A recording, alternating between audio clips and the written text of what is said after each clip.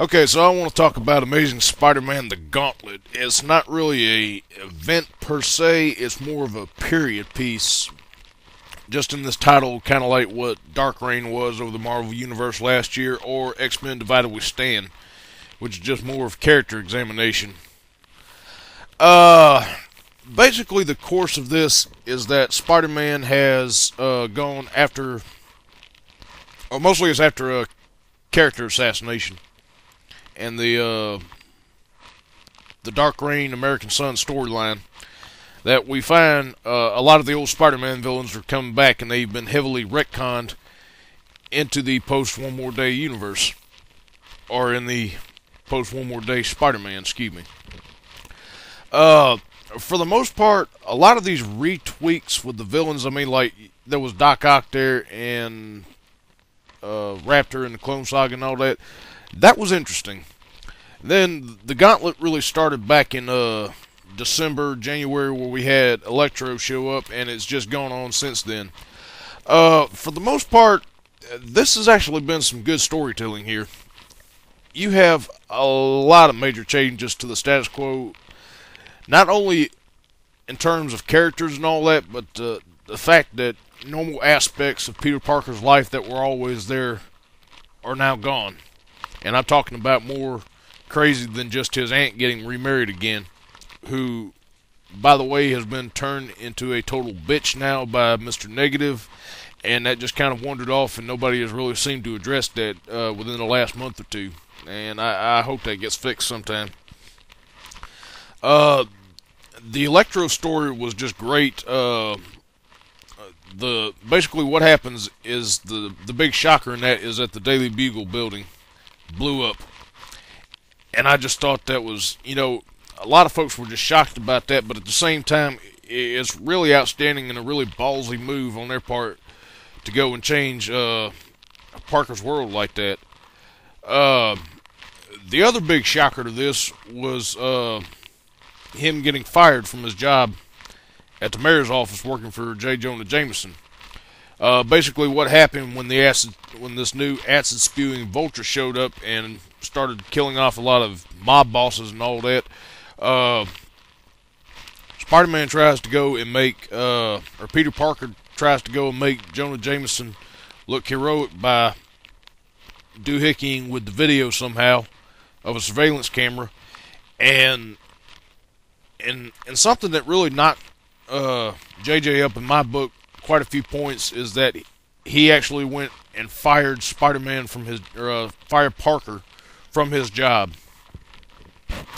And it was mostly because that he, even though the guy is mostly a dumbass and incompetent in most ways, he still has a bit of decency to him, and he expressed his journalistic integrity by firing Parker in front of everybody for that cover-up. He says, this is just shit that I will not tolerate, and I actually have come to like that character a whole lot more because of that. Now, while I talk about all these high points in this issue, we definitely do have some down points. Spider-Man will sit there and lament over some parts of his life, kind of like where he dealt with the Sandman, rescuing the little girl. It was a story arc called Kamiya's Castle. And apparently the Sandman had a daughter, or thought he had a daughter.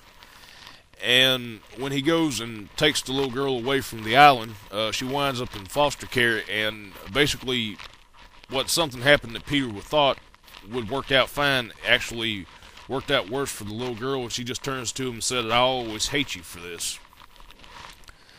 And that's kind of a downer right there. But unfortunately, I like it in the way that it kind of reflects reality just a little bit. I know this is still a comic book, but it can play on realistic moments and still be a good story.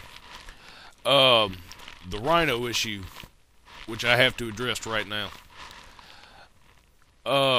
Amazing Spider-Man 617, the old Rhino, Alexei, some Russian last name that starts with no, I'll just call him Alexei. They basically tell the story where the Cravens, while they're gathering up all these villains, have created a new Rhino that has this huge sledgehammer. But before he can go out and attack Spider-Man, he wants to kill Oleski, the old Rhino, so he can make a name for himself. And basically, the first time they encounter each other, Oleski is working as a bouncer at a casino. He starts to turn around and go after this guy, but Spider-Man stops him and is like, whoa, whoa, whoa, hold up. You know, he got married. He's like, you know, you have a wife. You know, you ought to think about her. And Oleski was helping getting the people out of there. And he's like, you know what? You're right. I do have a wife. Thank you. And that was a really awesome issue to where you can actually have an old villain reform into a good guy and go on to lead a normal life. And that had a lot of major points from everybody. Unfortunately, there was a bigger problem. Excuse me. There was a bigger problem 7 issues later, where they brought this new Rhino back to try and kill Oleski again, but in the course of things, the Rhino's wife was killed. And Oleski went and killed this guy and told Spider-Man, you know, this is all your fault. I will forever hate you for this. And says he's going to go and put the old costume back on. And that was really a slap in the face of a lot of people that really enjoyed this. And, you know, it definitely makes for some good drama, but at the same time, I'm pissed off as a fan of it myself. Now, gradually we're getting down to the Grim Hunt. And we're going to deal with supposedly the Craven sisters as well as an unholy resurrection.